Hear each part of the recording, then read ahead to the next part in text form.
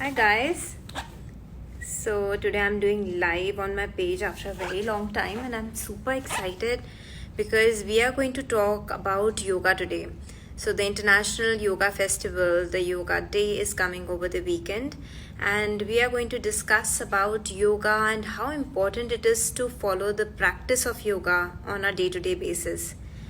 Um, so someone really special is going to join us all the way from Ananda Rishikesh to answer all the questions related to yoga practice.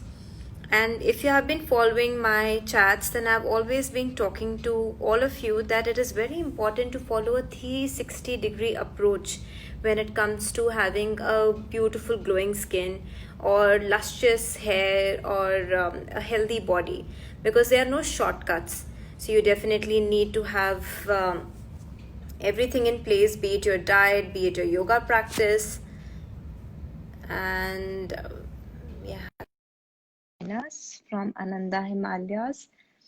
So yoga every day. So in fact, in my fitness routine, I do weights every day, almost 5 days in a week. Hello, Sandeep. Can you hear us? Yes, I can hear you. Nice to see you. Nice to see you too. Welcome. We are very excited to talk to you and learn all about yoga practice and how to take our practice to next level to involve certain new poses and maybe learn if we are doing something wrong and correct that. Sure, So tell us something about sure. I yoga would. and your practice, please. Thank you so much. So basically,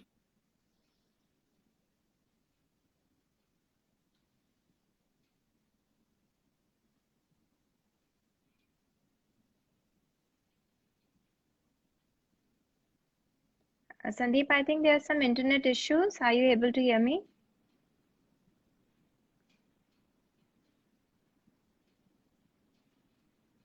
Hello? I can't hear you. Now I can. Yeah. Now you've yeah, adjusted it. Now sure. I can hear you. Yeah, Yeah. thank you. Please tell. Sorry for the disturbance. No problem. Maybe you So, can introduce yourself first, and then we can learn about yoga. okay, thank you so much. So basically, it all started that when I was in college, I had some issues like, hair falling and all these things. And that was a very pretty vulnerable age when you don't want to lose hairs. And so I tried many things, like, doctor said, start, do some medications, allopathy, homeopathy, many kinds of, natural remedies and Ayurveda, many things I tried, but it didn't really help me. And I kept on losing my hairs. And so finally I thought that maybe yoga helps me in some way or the other. So I went to my yoga school that we had in our city, and I started doing some yogic practices. And then I was guided to the main ashram that is in Bihar School of Yoga in Munger. And I told Swamiji there, the head of the organization, that Swamiji, I would like to meet you. He said, okay, fine. So you stay here in the ashram for 2 3 days. So I had not planned to stay there, but I stayed there because I had to meet him. So finally he said, okay, tell me, what do you want? So I said, Swamiji, I'm losing my hairs in such a young age. So you know what he said? Good. He said, you are worried about hair. We shave off every 15 days. It's a good thing that you are losing hairs. So at that age, that answer that was not acceptable to me. That Yeah. because I mean, when you are 17, when you are 20, like that is the age when you want to be like, you want to meet friends and you want to make friends and you want to go out. It's a very different age. But then staying at the ashram for a few weeks, that really changed my whole mental state. And I thought that no, it's not the external beauty that is important, it's the inner thing that is more important in life. And that's how the journey of yoga started. Perfect. Good to know that. So you have been practicing for how many years now? I would say sincerely about 19 to 20 years. Wonderful. And you are teaching at Ananda Rishikesh. Yes, we are Wonderful. at it's about 18 kilometers from Rishikesh. The place is called Narendra Nagar, and it is the palace of Tehri Garhwal. And that palace has been converted into a spa. And so basically, the spa is the major attraction of And Ananda, of course, people coming to wellness, Ananda. because wellness together with yoga, spa, and away in the hills, Yes, I think that's a dream come true right now for anyone, in the city yes. especially. Yes, So let us, actually, yeah, the elements are Ayurveda, yoga, and healthy living. Plus, the food is very healthy there. Our chefs work very hard to give you each meal to be very, very specific so that you don't repeat your meals, and they are very according to the Ayurvedic concepts of doshas. And also, Vedanta is also one of the part of the lifestyle there. We have Vedanta lectures. So this is a combination of things along with the beautiful nature in the Himalayas. absolutely. So, Sandeep, let's learn what is yoga exactly, because these days there are so many versions of yoga that people are following. So, for beginners or to intermediate or to anyone in the advanced level, what is the right yoga practice and what is the difference? We hear about Hatha yoga, Ashtanga yoga, Iyengar yoga. What is the difference, or are they all the same and they are just marketing gimmicks? To one extent, I would say that there are some classical schools of yoga, like Iyengar, Ashtanga from Mysore, plus like the Patabi Joy system, Krishnamacharya system. Then from where we have learned and what tradition of yoga that we follow at Ananda is the Bihar school of yoga tradition, which is also known as Satyananda Yoga. And the lineage is from Swami Shivananda, then Swami Satyananda, and now the head of the organization is Swami Niranjanananda. And just for our viewers, that is the first yoga university in the world, which Yes, actually yes, made the whole system of yoga like in a academic format. So yes. there are different schools of classical schools of yoga, and they are all very good. But I would say that different schools of yoga has focused on a particular element of yoga, because yoga has been very, very, there are many, many Vast. different branches of yoga. It's a very vast umbrella. But generally people connect to yoga for 3 or 4 different reasons. So there are the window to enter or the door to enter is 3 or 4. So I would say mostly even I connected to yoga first for the physical thing. So you enter through oh, maybe yoga will help me in my physical well-being, or maybe a back problem, or maybe a diabetes, or maybe a skin problem, something like physical. This is all physical. And then when you connect with yoga, maybe you will find the different dimensions of yoga. Yes, then it There are becomes a people, way of life. That's what I understand. Yoga is not just a yes, 1 hour practice in the morning, but it is a way of life. The way you are definitely. dealing with your mind, your breath, or mindfulness to eat food, everything is yoga, going within, as they say. Yeah. The other window to enter yoga for some people is the mental dimension. Physically, they might be very healthy, but after the physical health, they think that they would like to experience the mental dimension, how to focus the mind better. My mind is always running here and there. How can I still my mind? Always my mind is running into thoughts, and I need certain techniques to still my mind. So they also try yogic practices. Maybe it could be breathing, or it could be a meditation, or it could be something concentration practices.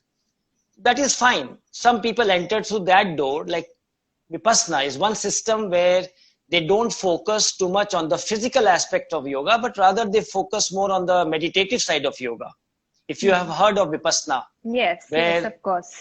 they keep silence for 10 days and they don't speak and they just meditate for 4 hours in the morning and evening. So they don't focus on the body. They say that through the mind, the body will be purified. So that is another route that you take. So one can take any route, whether it's physical or mind, but towards the end, it is an amalgamation of both mind, body, and soul, right? Because everything has to work in tandem. Not one thing will work. Yes, it's like, like you drive a car, the 4 wheels have to be having the right air, right? You cannot have 1 tire flat and 3 tires right. So all the 4 tires have to be in the right shape. Very well. That is the idea. And you should also have a 5th tire, which is as a as a surplus. So that should be the idea.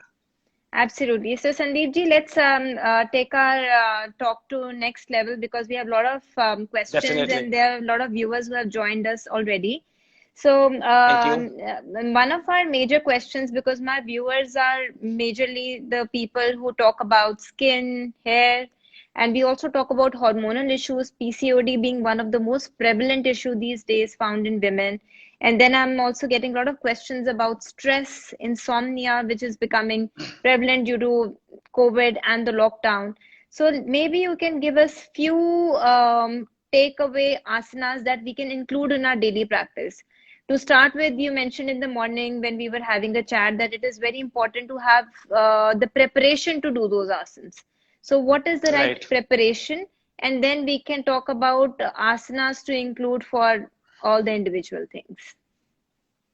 So I would say that the system of yoga that we follow at Ananda, or even for our own practices, I would say that there is a series of practices which are basically joint strengthening practices, or we can say the joint loosening practices. They are called the anti-rheumatic series from the Pavan Muktasan part 1, we call it, from a technical side. So these practices are right from the toes, ankle, knee, hip, fingers, you just loosen the joints in the morning. And to activate all the parts of the body. All the parts. It's like a micromanagement of the body. Because when you are working on the gym, when you are doing some sports, then you are not going to the detail, the minor parts of the body. So this is basically going to the, the finer parts of the body and to release the blockages there and to activate the energy flow there and circulation there.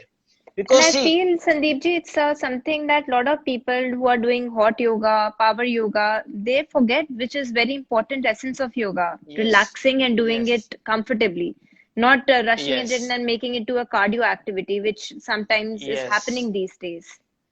Very well. So we do activation of all the joints first. Yes. And then the second series that we work is to strengthen the abdomen. The digestion has to be proper, the core has to be strengthened. So that is the second element of practices that we introduce to our guests there. So there are many practices, and all these practices are done in the lying position, supine position on the back. Like, for example, talk a little bit about the gut or the digestion system that you're talking about? Because I get a lot of patients who have IBS, constipation, and that also reflects on their skin. So the viewers who have joined us, many times acne on your forehead especially can just be due to your constipation or your gut not working well. So you have to work in sync with everything. See, I think yoga is very, very clear about why the disease of any form occurs, because the skin is the external manifestation of any disease, right? And you are a doctor, you know it better, that the skin is the reflection of a person's health. So from the yogic point of view, we all believe that any within the body and basically accumulation of toxins. So the elimination of the toxins is the first thing that we need to work if there is a skin problem, or even if it's a a problem like, I would say, hair falling, or it could be PCOD or something like that. These are all accumulation of toxins in the body. Now, toxins can be related to, again, coming to the lifestyle element. It could be related to stress element. It could be related to lack of sleep, proper sleep element, or some emotional disorder.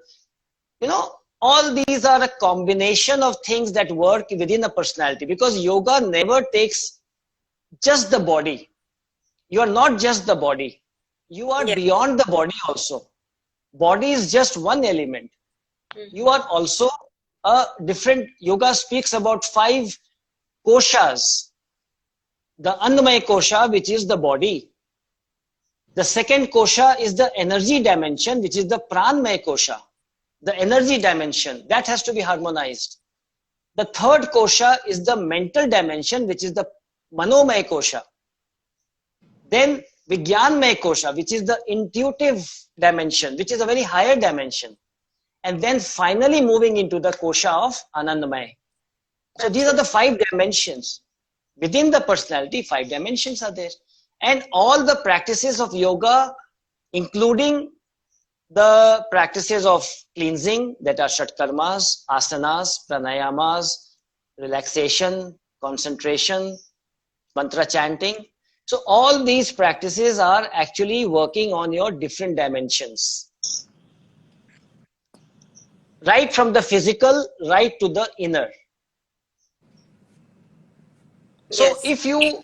if you integrate the yogic practices in this way, you will be able to achieve what you desire. That is the whole concept. Sure. So Sandeep ji, moving ahead, because we have also limitation of time and all the viewers are waiting to learn some asanas from you. Can we, understanding now that everyone is doing the preparation of yoga and some Surya Namaskars to get activated before they follow the asana, can you probably show us some asanas for, let's start with PCOD? Okay. So as I have said that there are some preparatory practices which I'm not going to show it now because they are already like, you know, or you want me to show some preparatory practices also? Let's start with preparatory exercises for everyone who is maybe new to yoga. Let's learn that. Okay.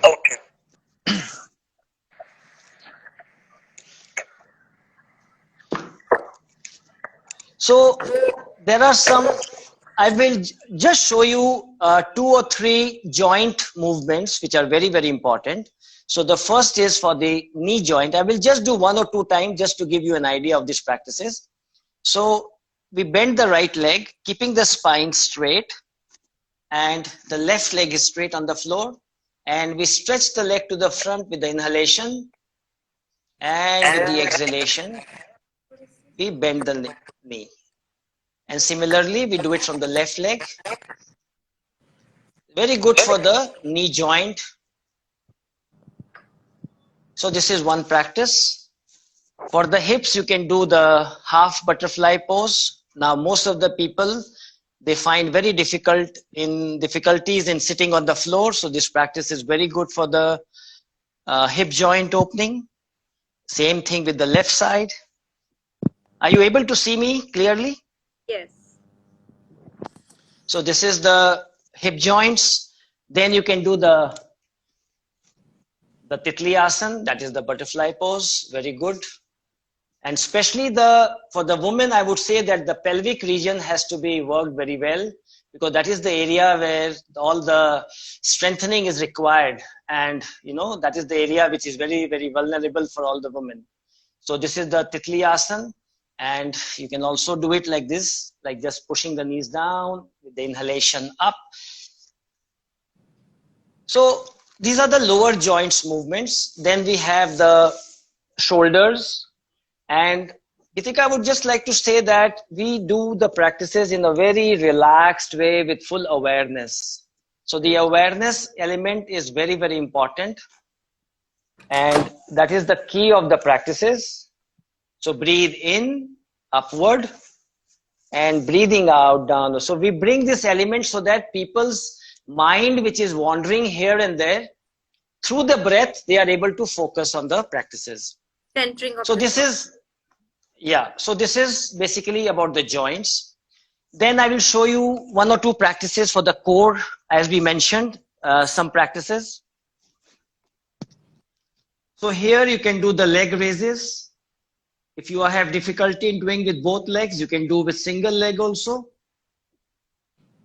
And not to be forcefully done, very gently. Inhale up, exhaling down. This is one practice. Second practice is the rotation of the leg. Pad Shanchalan, we call it, from the Sanskrit name, and then the anti-clockwise. You do it with the left side. Then you can also do the same practice with the both legs. And then the reverse direction. And you should do all these practices 10 times each. Okay. Another practice for the digestive system is the Supta Pavan Muktasana, where we bend the right leg, interlock your fingers, and with the exhalation, you lift up. And with the inhalation, you go down. You can do it with the left side also. All these practices, 8 to 10 times each in the morning is very good. Then with the both legs, this is called Supta Pavan Muktasana. And very important that we always relax after each practice, just allowing the breath to become more relaxed and normal so that you feel what's happening within the body, the awareness element. Because yoga always says that when you take the awareness to a particular part of the body, there is an activation of energy there. That is the principle of yoga. Then you have Supta Udarakarshan, which is a very amazing practice, very helpful. The twist in the lying position, keeping the feet together, bringing the knee down, head to the opposite side. It just gives a very good squeezing to the whole abdominal organs, side muscles. So the hands have to be then, unconnected, or we can keep them open on the side. What? Sorry? Keep the hands open also, that's okay? Yeah, for some people, if they find it difficult to place the elbows on the floor because of tight shoulders, you can also do it with hands on the sides like this. Can you see me? Yes. So there are many, many variations of these practices. And depending upon a person's body condition, any issues with the back or knees or neck, we have to actually select these practices. And I would always recommend that first you should start your yoga with a teacher, with a guide who can actually assess your body condition, your abilities, not going into directly to Surya Namaskar and, Chakrasana and handstands and headstands, which is not recommended from a yogic perspective. Then the boat pose, I would say, a very strengthening practice for the core, where the head, hands and toes are in a straight line and you balance on your tailbone. It's a very, very strengthening practice and very dynamic practices, but ideally not done for people having back problems. So that is the contraindications are also there for each practice. The problem is when people are practicing yoga without any guidance and just maybe watching at YouTubes and videos. So, it's good to follow something, but sometimes the videos cannot see you and it cannot guide you. But that's the best option we have, Sandeep ji, right now for everyone. I think that's true. What they can follow is important. So Sandeep ji, this is the preparation exercise, right? And now yes. Let us learn how to activate your organs for people who are facing PCOD or insulin sensitivity, because they're all interrelated. Maybe your talk that people can do.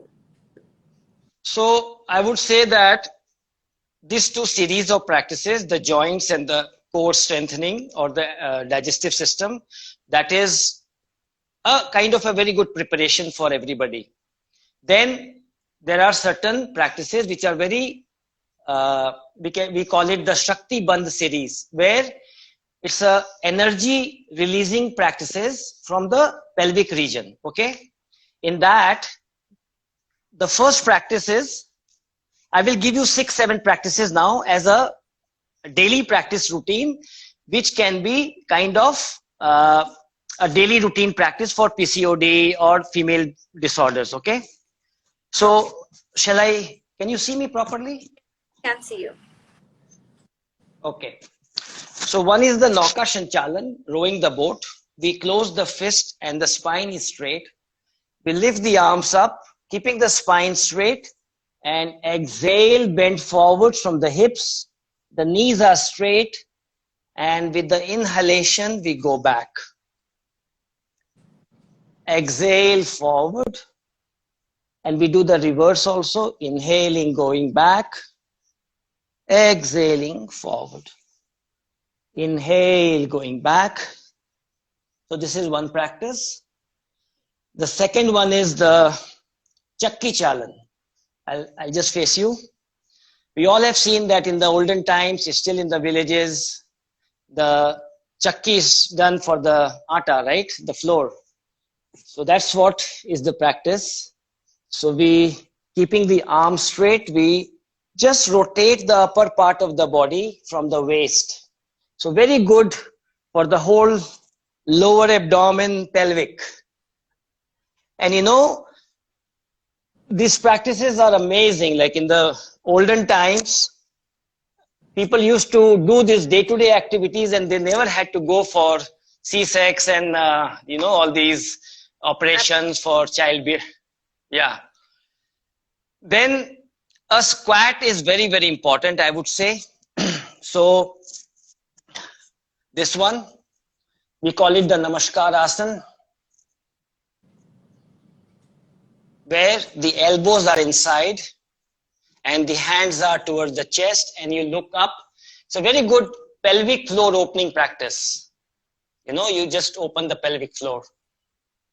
And nowadays we have stopped squatting in all our activities. We never squat.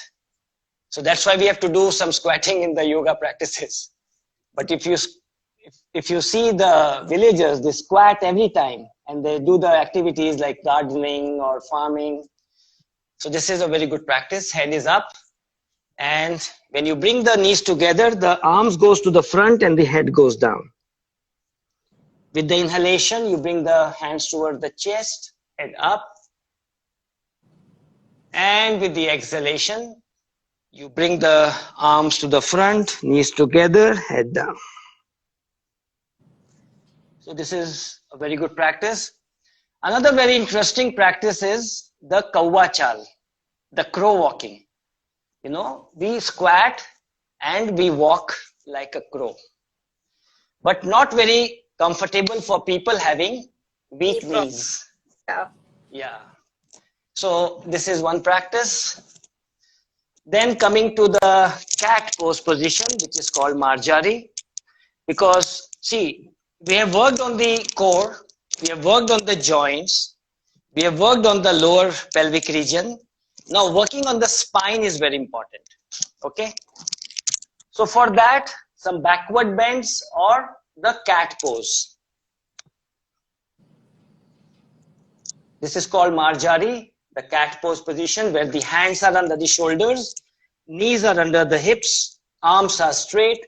With the inhalation, you lift the head up and the spine goes down. And with the exhalation, you bring the spine up and the head goes down. It just stretches your each and every vertebrae of the spine. And then from here, we move to the tiger pose, Vyagrasana. Stretch the right leg back, head up, bending the knee. Very good hip opening. And then leg straight, knee to the chest.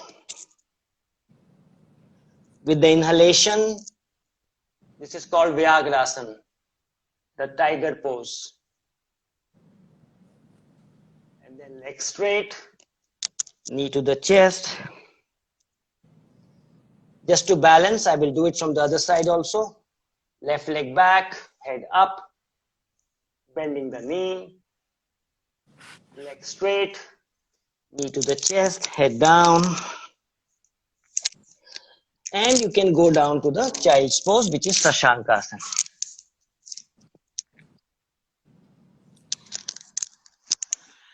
So these practices are very helpful for especially females, and they can do this. Along with these practices, there are many other practices like twists are there, which also helps in the, like Meru Vakrasana is there,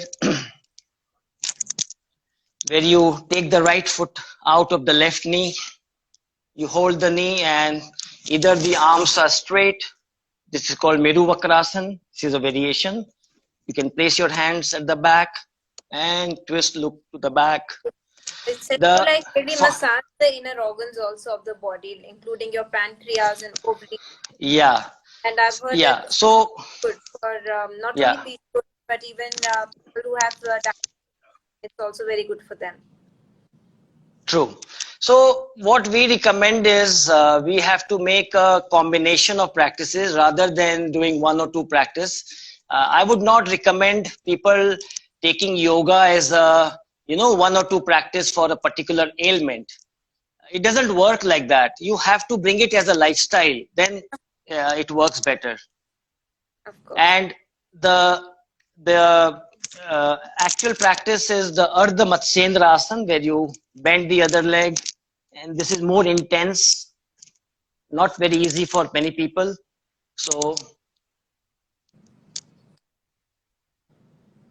it really gives a very strong compression to all your organs of the liver and kidneys and digestion. Yes. So these are some practices which are done as we move from the preparatory to some intermediate level practices. Like that, there are 84,000 practices. That is. I understand, but I think this is a very good, concise few asanas that all of us can start using, and they're not very advanced level because initially the core strength, Shakti Chalan, they will not only help in reducing weight, but they will also help activating the inner organs. So Sandeep ji, moving on from PCOD, any few asanas that you want to share which improve the blood circulation towards the scalp, towards the face, because that's the perfect glow that you get after an exercise or yoga. So which are your favorite exercises in that?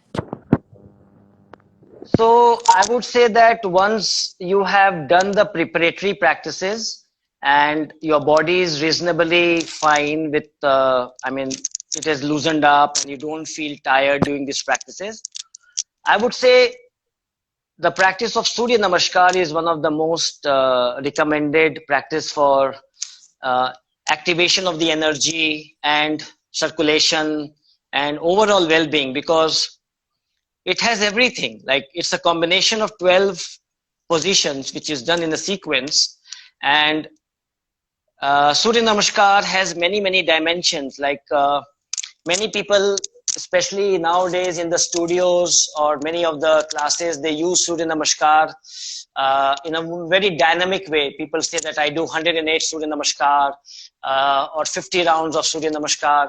So that element is more of a kind of a workout that you do, and you sweat out.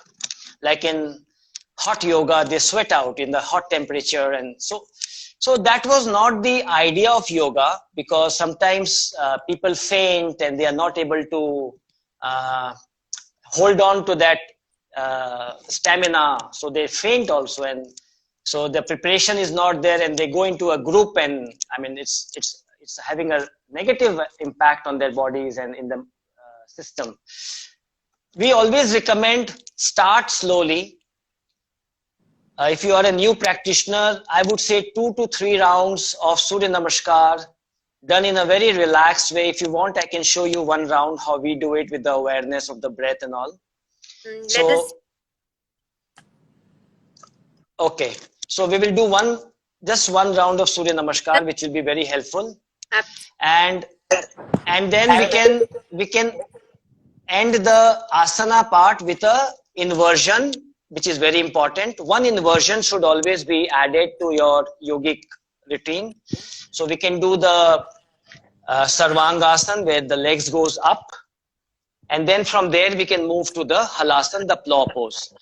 So all the practices that I have shown you, I would say that they are more than enough for general well-being, I would say. So just half round or 1 round of Surya Namaskar, okay? Sure, let us see.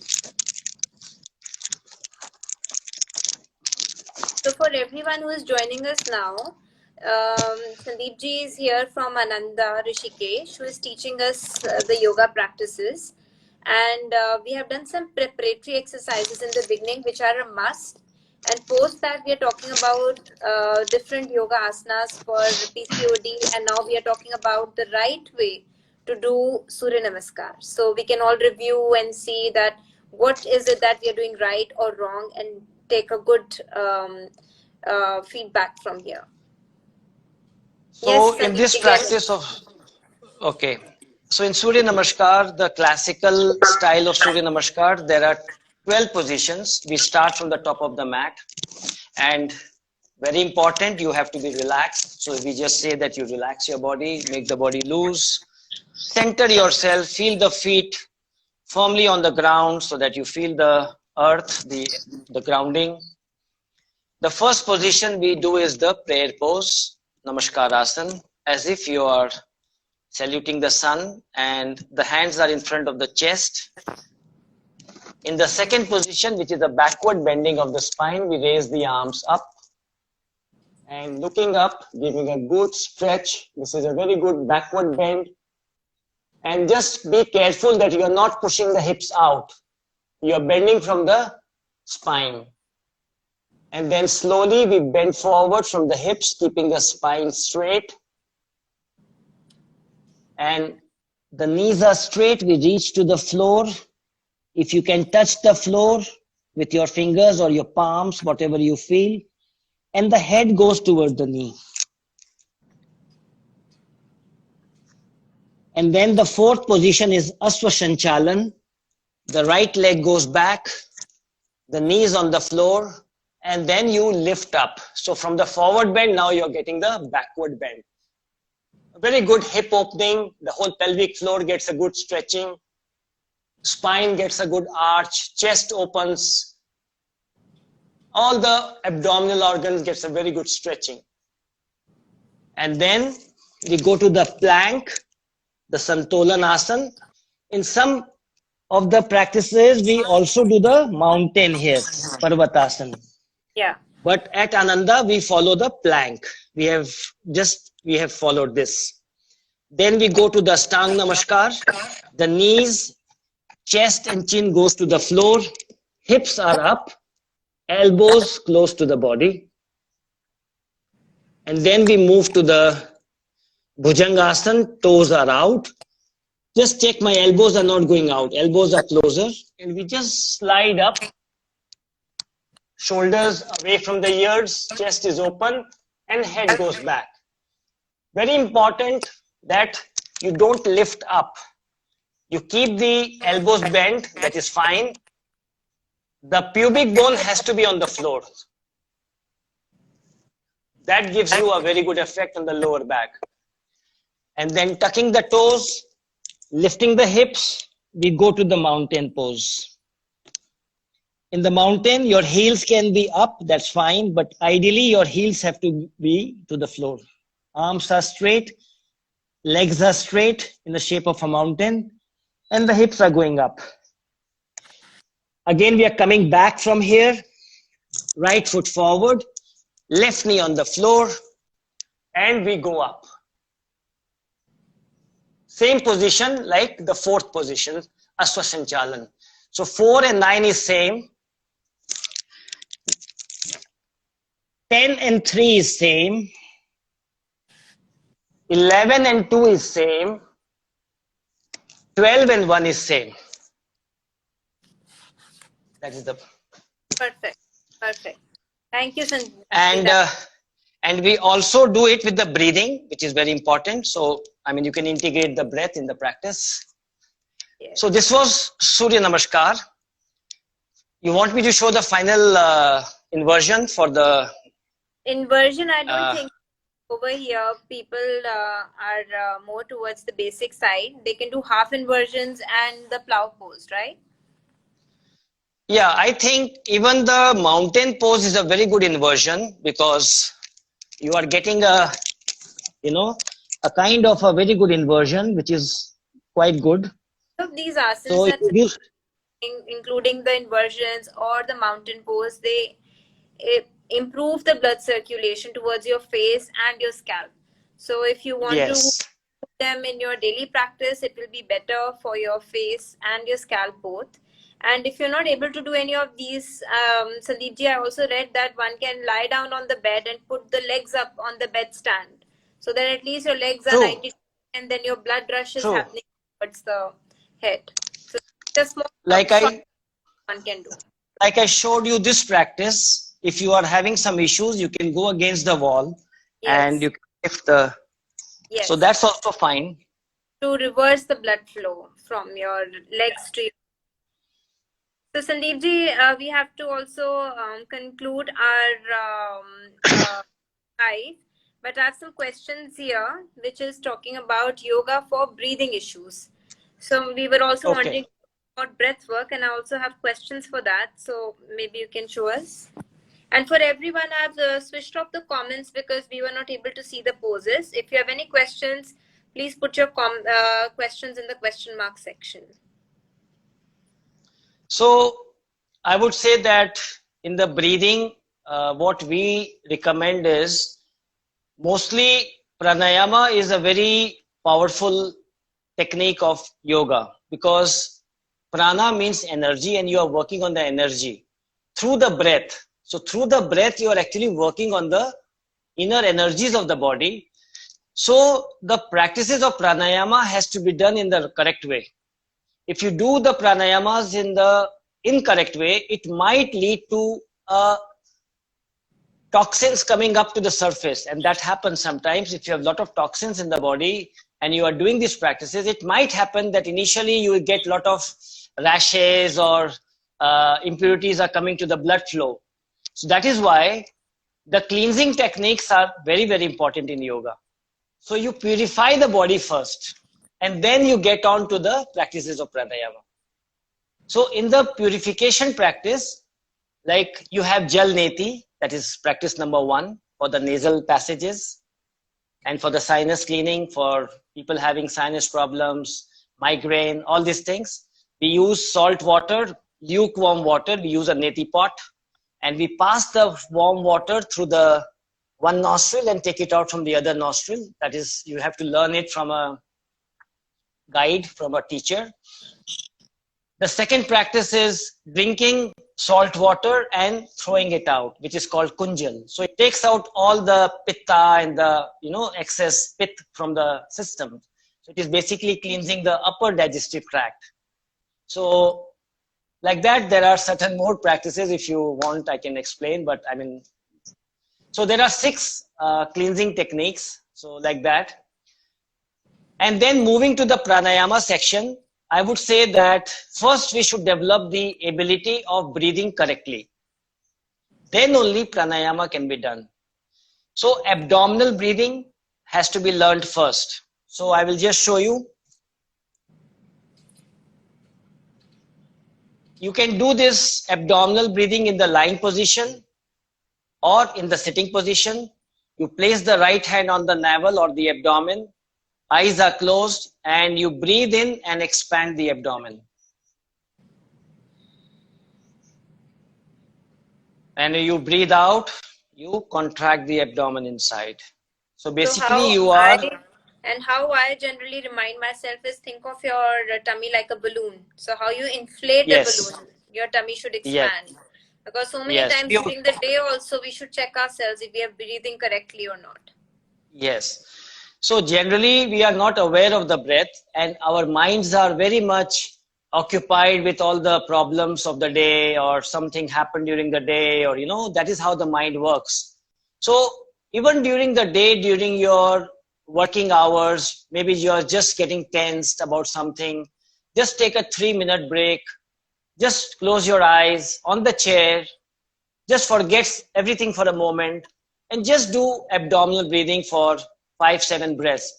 You know, the whole energy level changes. You feel fresh. It's like And a I've seen rejuvenation. even for people who have insomnia or problem relating to stress, just this simple abdominal breathing Yeah, brings your yeah. mind back to the center and you can relax. Even if you're not able to sleep at night, just relax and do this simple breathing. Of course, there is Yog Nidra which can be practiced, but this simple breathing has Yes, done wonders. yes. And for people who have insomnia, I would say abdominal breathing is one practice. Another practice is you can also do the Ujjayi breath, where you contract the throat and make a soft sound like a snoring. Like this is very, very With, internalizing with the mouth closed, breath right? Sandeep ji, with with the the mouth mouth closed. closed. And I've heard this Yes, is also very, very good for people who have thyroid. So in fact, thyroid. Yes, I combine Ujjayi breathing with cat and camel stretch, for example, because that also, yes, yes. You can do takes it that. to another advanced level. Because I have thyroid, and I know a lot of my patients also have borderline thyroid or thyroid issues. So it's very important to activate your thyroid gland. Yeah.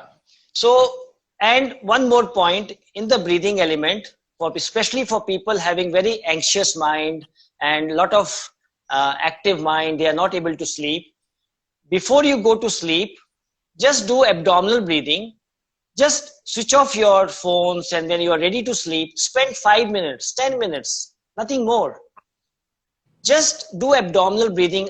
Watch the breath getting slower and count the breath backwards, maybe from 50 to 1. Like, for example, breathe in and breathe out 50. Breathe in, breathe out 49. It will take 5 minutes, not even 5 minutes, but you will see that your mind has become completely blanked out. Perfect. So this is about the breathing. Two practices very, very important in pranayama. One is the alternate nostrils breathing. We call it Nadi Shodhan. Some people call it Anulom Vilom. Same thing. Two fingers at the eyebrow center, left hand on the knee, closing the right nostril with the thumb. Breathe in from the left, close the left, breathe out from the right. Breathe in from the right, close, and breathe out from the left. This is one round. Like this, do 3 minutes to 4 minutes. And use your abdominal breathing technique in that also, so that your breath is more relaxed and more deeper. One of the best practices of breathing, alternate nostrils breathing. Many do in this practice. The Brahmari pranayam, very good, very So important. even that is very important and good for the thyroid. So I have a lot of questions for people who are asking for thyroid. Even Brahmari is a very, very important asana for thyroid. I would say Brahmari not so helpful for thyroid. It's more for calming the mind, and that has an effect on the thyroid glands. Ujjayi or Jalandhar Bandh, they are more recommended for thyroid problems. The Jalandhar Bandh is the throat lock. We contract the throat and bring the chin to the chest, which is called the Jalandhar Bandh, like this. So these are certain practices where you are holding the breath inside and you are activating that gland, that that particular part of the body. Absolutely. Brahmari, I would say, is more for relaxation and tranquilizing effect on the mind, and it is a very meditative. It takes you to a meditative state. So these are the practices in breathing which are very, very important and helpful. Thank you, Sandeep ji. You have been very, very patient to show us all the great poses. And the questions are quite repetitive, and I think we have covered all the possible subject points over here. Yoga asanas for PCOD, for hair, for skin, for stress relieving, for insomnia, for good sleep, and also hypothyroid. And breathing exercises that should not be just done in the morning, but also remind yourself during the day how to breathe properly. So this was a very informative session, Sandeep ji. I've learned so much myself. Thank you for joining us, Oh, and thanks from all the thank you viewers, so much. because I'm sure they will also benefit a lot from this. My pleasure. Thank you. Thank you. Namaskar from Namaskar. the team of Ananda. Thank you.